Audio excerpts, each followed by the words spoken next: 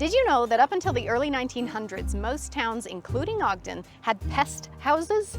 Pestilence houses were quarantine sites for holding and treating people who had highly contagious diseases like smallpox, scarlet fever, and typhus.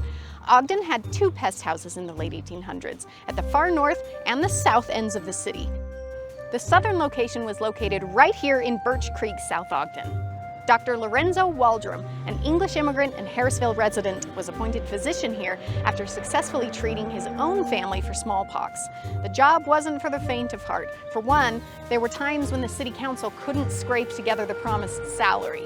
Dr. Waldron was required to live at the pest house away from his family.